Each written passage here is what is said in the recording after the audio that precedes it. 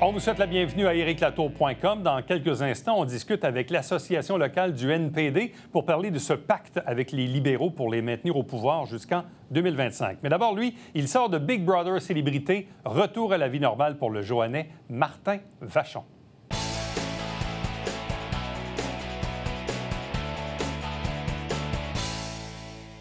Il est de retour parmi nous. Pas qu'il était très loin, mais il était, disons, un peu isolé, en isolement. C'était peut-être pas la COVID, ou c'était peut-être la COVID aussi, au début. C'est Martin Vachon qui revient de Big Brother Célébrité. Salut. Salut. Comment ça va? Et puis, toi? Toi, moi, ça va super bien. Moi la vie n'a pas arrêté. On a continué de faire de la télé à tous les jours. Toi, tu as fait de la télé, mais dans le fond, c'est que c'était autrement, disons. Oui, c'était une expérience incroyable. Tu sais, puis les gens ont vu quelque chose, mais j'arrête plus de le dire, les gens ont quand même vu 3 % de ce que nous, on a vécu. Parce qu'être filmé 24 heures sur 24 pour montrer une quotidienne de 19-20 minutes sur le quotidien de 16 personnes, c'est impossible. Mais ça a été le plus fidèle possible à notre expérience. Mais tu sais, les alliances, le jeu, aussi les beaux côtés, parce que nous, là, on s'aimait, ça a été incroyable comme expérience. Bon, tu l'as dit, c'est un jeu. Ouais. Et là, évidemment, plus le jeu s'étire, plus on a le goût de gagner ultimement. Mm-hmm. Surtout quand on voit qu'on s'en va vers une finale.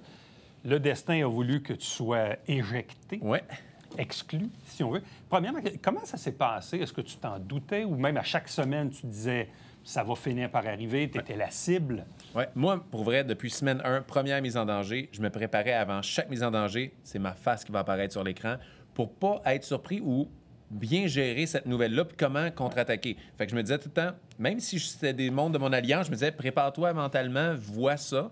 Puis ma sortie, je m'étais préparé. C'était une chance sur 2 que je reste à peu près. Puis je m'étais dit, si tu sors... Moi, j'avais parlé avec Richardson Zephyr, qui l'avait fait l'année dernière, puis il m'avait dit, n'aie jamais peur de quitter. Si tu as peur de quitter, tu vas jouer différemment, tu vas jouer avec la peur, puis tu vas mal jouer. Puis le pire scénario, c'est que tu retournes voir tes amis, ta famille, tes enfants. Quand ça arrive, on réagit comment? Mais vu que je m'étais bien préparé, j'ai bien réagi. Et, tu me connais un peu, moi, j'ai fait mon roast, mon mot final, et ça a tellement ri fort, ça a tellement fonctionné. Quand j'ai repris la main de Stéphanie, puis je me suis assis, je me suis dit dans ma tête, « Hey, si j'ai à quitter, c'est peut-être pas une mauvaise chose que je quitte là, parce que ma sortie est vraiment... C'est dur de réussir sa sortie. » Puis, tu sais, j'avais fait 10 semaines, j'avais été patron 2 fois, j'avais gagné des challenges, donc j'avais l'impression d'avoir joué le jeu jusqu'au bout, fait que je ne me dérangeais pas de partir. Quand vous quittez l'aventure, dans les heures qui suivent, on s'en va à l'hôtel. Ouais. On regarde en rafale les épisodes pour voir ce que les gens ont vu. Ouais. Parce que toi, tu as vécu 24 heures sur 24, mais dans le fond, tu l'as dit, les gens ne voient que 3 % de ce que vous faites. Ouais. Ensuite de ça, évidemment, il y a l'émission du dimanche. Et là, il y a l'espèce de retour à la vie normale. Tu as des jeunes enfants. Jeunes enfants qui t'ont pas vu. C'est pas évident dans la compréhension de jeunes enfants de dire, papa, on le voit, il est là, il est pas là. Là, papa, il revient. Toi, tu étais coupé de la réalité. Comment ça se passe, ces moments-là? Bien, parce que j'étais super content de les revoir. Puis eux, je sentais leur père leur avait manqué. T'sais, ils m'aimaient, me donnaient une dose d'amour. Mais c'était étrange. Je disais à ma femme je disais en anglais pour qu'ils comprennent, mais je les reconnaissais pas. Genre, vous devez comprendre que les gens doivent comprendre à la maison que 1 heure à Big Brother, c'est une journée pour vous. Une journée, c'est une semaine. Puis une semaine à Big Brother, c'est 1 mois. Moi, j'ai l'impression d'être parti 2 ans. À quel point notre rapport au temps est déréglé là-bas. Fait que ça faisait longtemps que je n'avais pas vu mes enfants. Et j'étais content de les revoir. Puis ça a été super émouvant. Mais j'étais pas prêt de retrouver la routine du matin que mes enfants... Ah oui, ils se lèvent à 6 heures. Hey, ça crie ça le matin. Ça a été difficile pour moi cette semaine de me réhabituer à ça, la routine du matin, parce que eux, là, ils s'en foutent que papa ait de la misère à se réajuster au nouveau monde. Ils veulent leur père maintenant. As-tu des hauts? As-tu des bas? Est-ce que le fait d'aller au magasin, de reprendre la vie normale, les courriels qui rentrent, Facebook, je veux dire, c'est une espèce de tourbillon de la vie normale, là, qui pour toi ne l'était plus depuis 2 mois. Là. Ah, c'est hallucinant à quel point c'est difficile, mais j'ai eu la chance de parler avec d'autres candidats qui avaient été évincés, puis ils m'avaient averti. Ils me disaient, Martin, tu vas avoir des belles journées, puis des journées, tu auras le goût de pleurer, puis tu ne sauras pas pourquoi. Parce que ça arrive jamais dans la vie, une déconnexion totale. Parce que nous, c'était pas que pour la télé. On n'avait aucun contact avec l'extérieur. On n'a pas vu d'autres humains. Ouais. On n'a eu aucune nouvelle. Et là, tu n'as pas tes réseaux sociaux. Tu n'as pas tes responsabilités d'adulte, de gestion d'impôts, d'enfants. Tu fais juste jouer. Mais il n'y a rien vraiment de comparable. Parce que même les gens qui sont dans l'armée et qui s'en vont dans des missions à l'étranger, ils finissent par parler à leurs proches au téléphone, par vidéoconférence. Même les astronautes qui sont dans la station spatiale ne sont pas déconnectés en termes de communication. Ils sont isolés, mais ils ne sont pas déconnectés. Et c'est là où on voit aujourd'hui, en 2022, comment ça... Ouais. C'est incroyable. Ça mène un peu nos vies, il faut le dire. Là. Totalement. Puis on s'en rend compte et ça a été un des plus beaux cadeaux de l'expérience Big Brother. C'est ça. On en parlait souvent, nous autres, à quel point que ça nous faisait du bien. C'est un sevrage. Ça m'a pris plusieurs jours avant de ne pas chercher mon téléphone dans mes poches. Quand on se dit, je discute avec toi, tu te lèves pour aller aux toilettes. Là, je fais comme, oh, non, j'ai pas mon cell. Je peux pas avoir mon cellulaire, mais ça fait du bien parce qu'on était concentré à écouter l'autre. C'est drôle parce que la semaine dernière, Lisanne Richard était assise à la même place que toi et nous disait à peu près la même chose. Lisanne, qui est quelqu'un d'assez dynamique, qui était zen, et nous disait comment ça lui avait fait du bien d'avoir une pause de téléphone cellulaire, de réseau. Quand j'ai réouvert mes réseaux sociaux, j'ai été submergé par une dose d'amour du public. Ça, je l'apprenais, mais c'était difficile. Ça a été difficile de... Oh, OK, là, les réseaux sociaux, c'est pas la vraie vie. On retrouve vite l'importance, puis notre dépendance, ça revient vite. Comment l'opportunité de Big Brother s'était présentée à toi à l'automne dernier? Moi, je suis pas mal reconnu pour quelqu'un qui aime les jeux, avec pendant la pandémie et la guerre des clowns que j'ai créée. Et fait qu'on m'a approché. C'est sûr qu'avec ma situation avec mes enfants, c'était fallait que j'en parle à ma femme. Mais moi, j'ai fait une entente avec ma belle-mère. Ma belle-mère venait dormir 2 jours par semaine à la maison pour aider ma femme.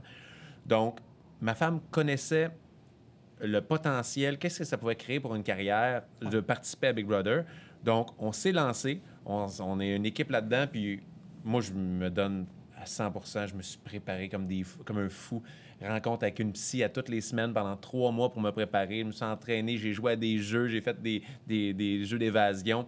Puis je regrette pas un moment. Ça a été hallucinant. Donc, une décision familiale importante. Ouais. Parce que sans le support de l'entourage, dans ton cas, toi, ça aurait été extrêmement difficile. Ah ouais, non, je pouvais pas. Ça t'aurait coûté un divorce. Exactement. Ça aurait coûté un peu plus cher. Oui. Mais, puis j'aurais pas été bon dans le jeu si j'avais su que j'avais pas 100% l'appui de ma femme et de ma famille. T'sais. Mais c'est un investissement, au-delà du revenu que ça peut donner, c'est un investissement sur ta carrière qui est incroyable. Parce que, rappelle-toi, quand on s'est connus il y a quelques années, tu arrivais comme porte-parole de la Fondation Santé, tu jouais dans une télésérie à la télé. Puis tu sais, je t'avais dit, Martin, j'ai dit, ton problème, c'est que ta face est connue, mais pas ton nom. Ouais. Là, on est quelques années plus tard et quelques semaines plus tard dans Big Brother. Maintenant, on associe Martin Vachon avec la face qui est devant moi. Ouais. Donc, pour la notoriété, et d'autant que tu as bien joué, tu as du charisme, donc aussi... Donc, tu n'es pas sorti de là comme étant un détestable fini qu'on ne veut pas inviter nulle part, tu comprends? Une chance. Une chance. mais pour ta notoriété, c'est incroyable. En ce moment, je vis quelque chose de vraiment bien parce que le public... On ne sait jamais comment on va être perçu par le public, mais le public m'a adopté et les gens du milieu ont aimé ce qu'ils ont vu de moi. Et c'était peut-être l'électrochoc que j'avais besoin dans ma carrière pour passer à un autre niveau. Là, le téléphone sonne, puis c'est vraiment, vraiment agréable. Puis ça va être à moi, après ça, de saisir ces opportunités-là puis de montrer qu'est-ce que je suis capable de faire. Mais oui, tout à fait pour la carrière. Ça aurait pu être moins bon si ça avait moins bien été dans l'aventure, mais là, l'aventure aurait pu durer moins longtemps. Oui, exact. Ou, effectivement, tu aurais pu donner une perception autre que celle qu'on te connaît, mais visiblement, c'est pas le cas. Donc, c'est un pari réussi. Ouais. Maintenant, on fait quoi avec ça? Parce que là, il y a l'euphorie, là, tu sors, tout ça. Je sais qu'il te reste encore un dernier one-man show là, qui a été reporté 42 000 fois à cause de la COVID, que tu voulais absolument terminer ta tournée, qui n'était pas officiellement terminée. Là. Tu vas faire ça au... 21 avril, je pense. Oui, c'est ça, mi-avril, au Cabaret ou au Cabaret. Au Cabaret Théâtre, bon, voilà, avec la SPEC. Mais après ça, tu fais quoi? Ça va être à moi de saisir les opportunités. Là, la beauté que j'ai... Tu veux faire quoi? Je veux faire tout.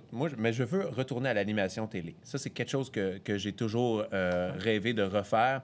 Et je veux continuer la radio. Je veux continuer surtout la scène. Fait que moi, c'est mes 3. Moi, je suis vraiment humoriste, animateur, comédien. Je veux continuer à faire les 3. Et là, la chance que j'ai, c'est que maintenant, quand je vais proposer peut-être des concepts d'émissions de télé, bien, l'écoute va être peut-être un peu plus grande parce que j'ai montré qu'est-ce que j'étais capable de faire. On m'a vu plusieurs fois dans la télé. Fait que là, il y a plein de beaux projets qui sont en stand-by, qu'on peut pas annoncer en ce moment. Et j'ai bien hâte de pouvoir les dire. Et surtout, j'ai hâte de pouvoir m'amuser encore là-dedans. Est-ce qu'à la limite, ça ne devient pas un peu déchirant? C'est-à-dire que là, on veut profiter de la vague, des opportunités. Là, on choisit quoi? On fait quoi?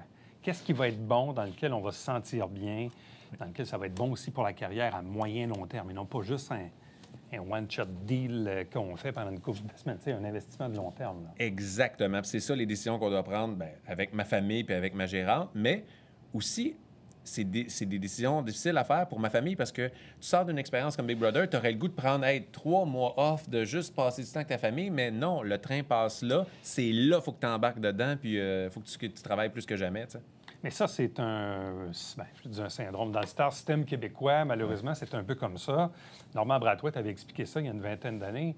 À partir du moment où tu es à la télé, là, ils te veulent à la radio, mais parce que tu es à la radio, ils te veulent à la télé. Puis là, parce que tu es à la télé, on te veut avec des conférences. C'est ça, c'est la roue qui tourne. Ouais. Effectivement, le train, il passe là. Ouais. Il faut sauter dedans là. Ouais.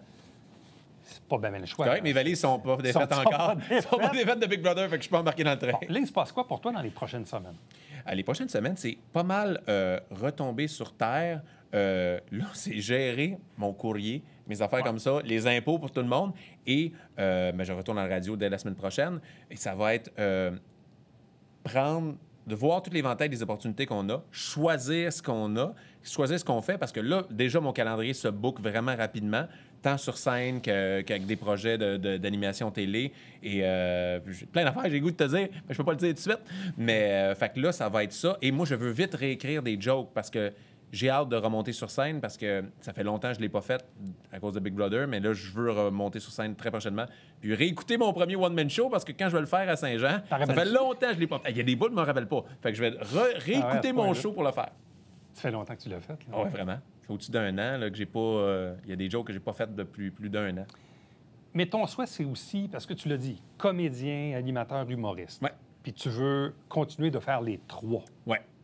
Oui, parce que je pense que Martin Vachon, c'est ça que je suis. Puis, c'est sûr qu'il y en a que ça vient par passe. Il y a des moments où je suis plus humoriste, plus comédien, mais ce que j'aime le plus faire dans la vie, c'est être humoriste. Ce que je désire le plus faire à court terme, c'est l'animation télé. Et comédien, ça fait partie de moi. Fait que je vais prendre... je ferais peut-être moins de démarches pour aller cogner à des portes, mais s'il y a des auditions, je les fais, puis tu sais, je joue en ce moment même dans Contre-Off et je continue à jouer. Et tu joues aussi dans le bonheur. Oui! Là, est-ce que c'est tes vrais cheveux? Non! Et ça, ils m'ont dit ça. « Hey, Martin, on va te mettre une perruque. » OK, je vois la perruque. Je fais « Pour vrai, cette perruque-là? » Et tout le monde m'en parle. Elle est atroce, mais c'est une perruque en plus qui coûte une fortune. C'est des vrais cheveux. C'est une belle perruque, mais ça me va pas bien. Oui, le rôle est incroyable. Pour vrai, là, c'était hallucinant. Et ma boîte de gérance, dès qu'ils voient cette photo-là, là, ils l'ont tapissé ils l'ont fait imprimer, ils l'ont mis derrière eux dans le bureau. Elle est quelque chose. Qui va gagner Big Brother? Eh bien, il y a tellement de choses qui peuvent se passer. En fin de semaine, c'est Claudia Bouvette qui a été évincée. C'était une autre bonne joueuse. Moi, en tant que jury, je vais vraiment voter pour la personne qui le mérite, puis j'ai aucune rancune. Si je considère que c'est Trana ou Léo, je vais voter pour eux, il n'y a pas de problème. J'ai un feeling que Stéphanie, elle démontre en ce moment qu'elle est peut-être un peu plus joueuse que le reste des participants, mais pour avoir été dedans, on ne peut jamais rien prendre pour acquis. Ça change en 2 secondes. Une discussion peut tout changer et une boîte mystère peut tout changer. Moi, je l'ai vu, là. Moi, t'es pas supposé de partir, puis Trana est allé parler quelques minutes avant le vote, puis bye-bye, Martin. Fait qu'il faut jamais rien prendre pour acquis. Martin Vachon, donc, plusieurs semaines à Big Brother, célébrité, retour à la vie normale. Une dernière fois, ton one-man show d'humoriste, donc tentativement le 21 avril au Cabaret Théâtre du Vieux-Saint-Jean. Allez voir sur le spec. Est-ce que les billets sont tous vendus? Je pense qu'il en reste 6. Il ne doit pas rester grand-chose. Bon. Et après ça, retour à la radio à Boom les mardis matins, 7h55. D'autres stations de radio au Québec, d'autres projets qu'on ne peut pas dévoiler. Pas pour l'instant. J'ai comme l'impression qu'on va te revoir ou t'entendre dans la prochaine année. Pas mal, on l'espère, Salut, bonne chance. Merci. Restez avec nous, on vous revient après ceci.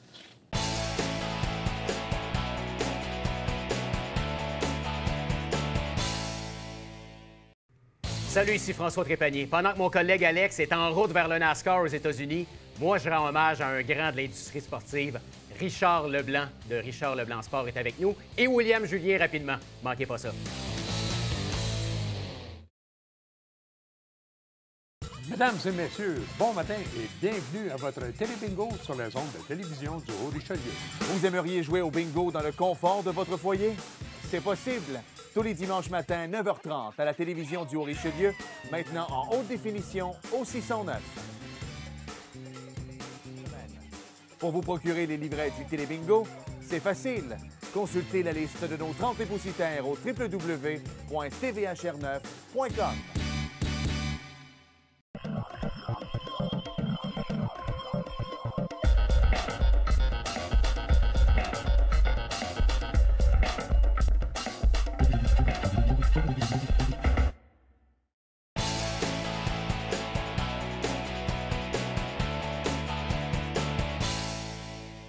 Parlons un peu de politique fédérale à la sauce plus locale. Vous le savez, en ce moment, il y a un gouvernement minoritaire à Ottawa qui est supporté périodiquement par le NPD, mais ça a déjà été aussi un peu comme ça dans le passé, mais on n'est pas dans une situation de gouvernement de coalition. C'est pas très dans la culture canadienne. Il y en a beaucoup qui s'interrogent à savoir pourquoi le NPD appuie maintenant officiellement le gouvernement libéral pour qu'il puisse se maintenir en poste jusqu'au terme du présent mandat en 2025. On en discute avec l'ex-candidat du NPD dans Saint-Jean, Jérémy Fournier. Bonjour et bienvenue. Bonjour, merci beaucoup. Alors, pourquoi on fait ça au NPD? Vous avez dit que c'était une entente officielle. C'est officiel, oui, c'est une entente, mais c'est pas inconditionnel et c'est pas pour l'éternité, là. Il y a une entente, certes, entre le Parti libéral et le NPD où on s'engage à collaborer, en fait, là, pour tenir le gouvernement jusqu'en 2025, mais c'est pas sans condition, là.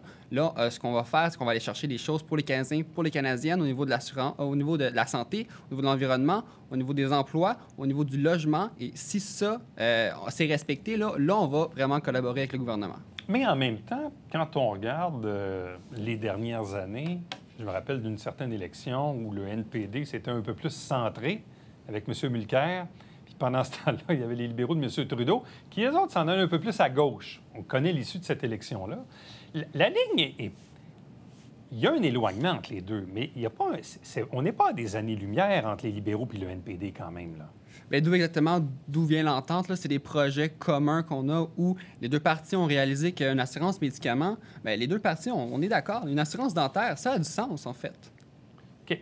Parlons-en justement des revendications du NPD, parce que, bon, le NPD va accorder les fameux votes de confiance, budget et compagnie pour que le gouvernement ne soit pas défait.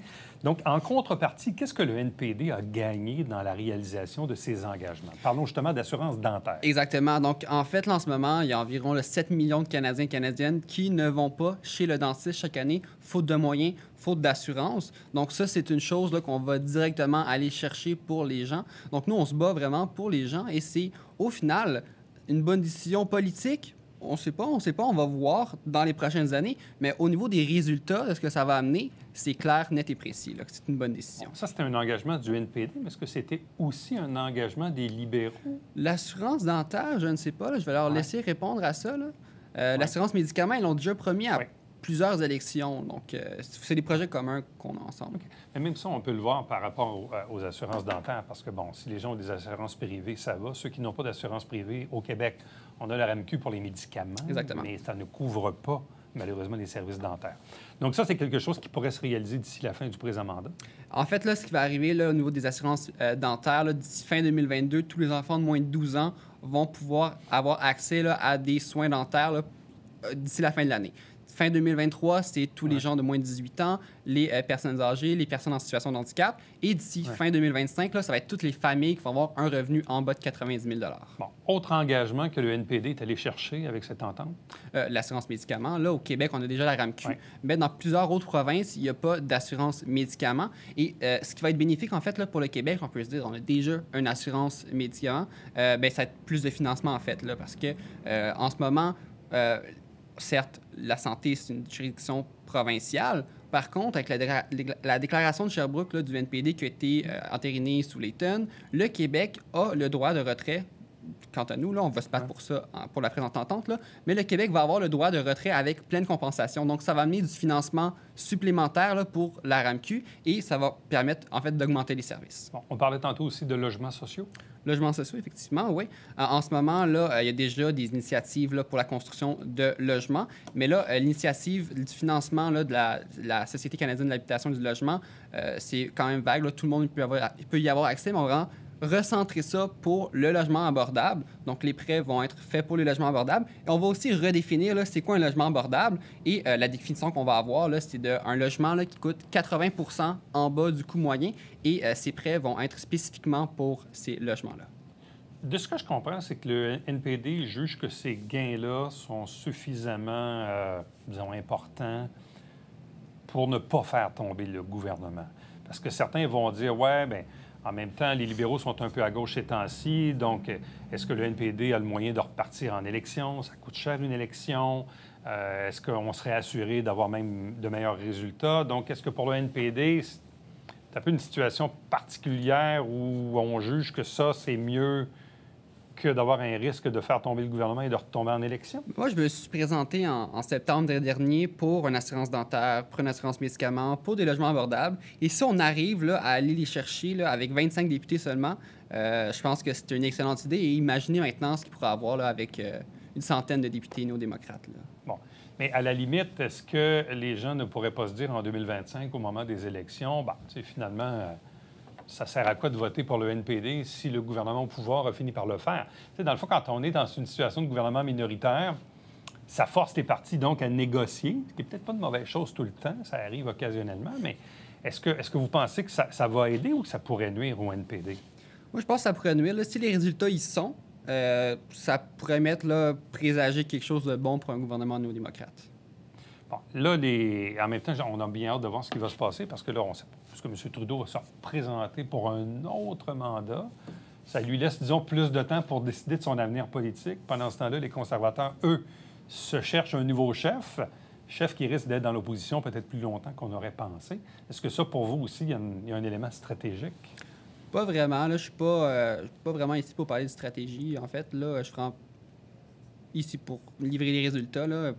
Leur stratégie va leur laisser à eux, en fait. Bon. Quelle est la santé du NPD au Québec? Parce que le NPD a connu la vague orange, Jack Layton, une forte députation. Là, évidemment, il ne reste qu'Alexandre Boulris. Je présume que votre souhait est de regagner le cœur des Québécois. En même temps, il y a le Bloc québécois aussi qui occupe une place importante sur l'échiquier de la politique. Si M. Charest devient chef du Parti conservateur, est-ce que ça va aider les conservateurs? Bref, la joute politique au Québec risque d'être assez intéressante en 2025. Comment le NPD peut-il arriver à regagner le cœur des Québécois? Bien, c'est clair que le Bloc québécois là, déstabilise beaucoup de choses. Là. Si on compare la situation du NPD dans d'autres provinces. Mais en ce moment, au Québec, il y a quand même plusieurs circonscriptions où le NPD est très compétitif, là, notamment le Berthier-Masquinongé, où Ruth-Hélène Brosseau a perdu de 1 ou 2 %, où elle menait une grande partie de la soirée. Il y a aussi Laurier-Sainte-Marie à Montréal, où Nima Machouf s'est présenté contre Stephen Guilbeault. Non, c'est Stephen Guilbeault? Contre un ministre où elle a perdu là, de quelques pourcentages près et dans les sondages, là, elle menait encore. Donc, avec un député au Québec, on a vu aussi, il y a aussi dans l'entente là, où le gouvernement et l'NPD s'engagent à faire respecter là, que le Québec garde ses 78 circonscriptions parce qu'avec le nouveau redécoupage, le nouveau calcul d'Élections Canada... Oui, la proportionnalité des Québécois va un peu diminuer dans la Fédération canadienne. Mais avec un député néo-démocrate, on a réussi à s'assurer ça dans l'entente, là, en fait. Là. OK. Donc, pour vous, c'est une bonne idée, c'est un bon coup. On stabilise le gouvernement, on va chercher des gains. Pendant ce temps-là, je présume que ça vous laisse un peu de temps pour mieux vous organiser. Comme je l'ai dit, une campagne électorale, c'est exigeant, ça coûte cher.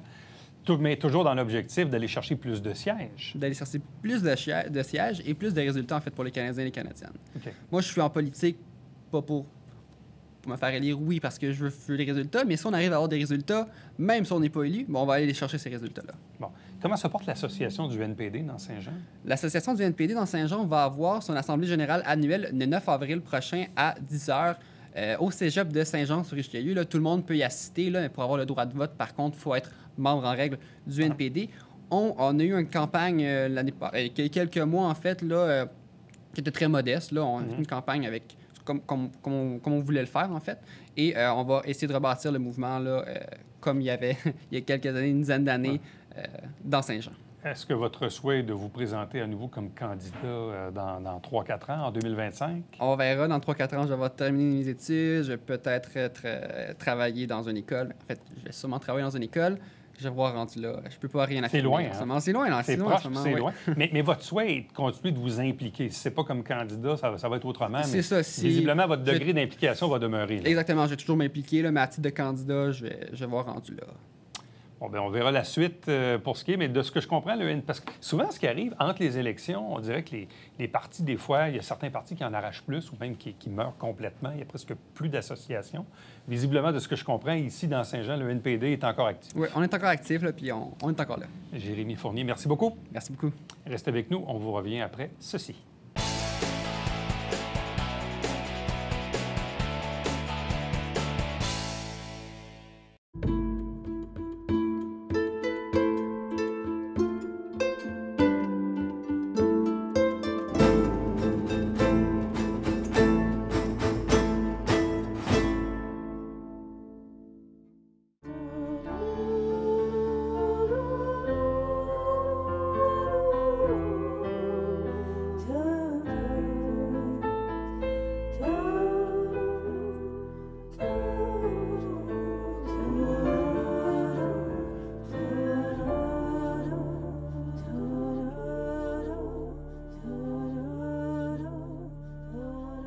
Coulisses Bêta, jeudi, 19h.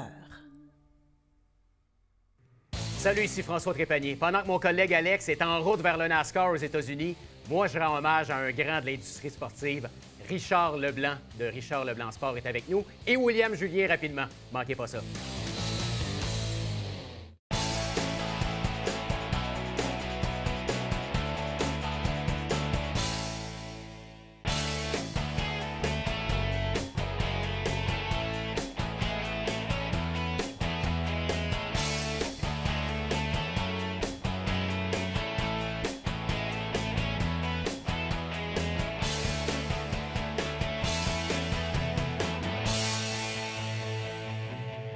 À la fin du mois d'avril, sur toute la semaine, au Carrefour Richelieu, près de l'ancien Sears, collecte de sang. Ça dure 5 jours. Évidemment, vous le savez, depuis la pandémie, vous devez vous inscrire avant de vous présenter. Donc, vous allez tout simplement sur le site de Emma Québec pour vous inscrire pour donner de votre sang. À demain. Bye bye.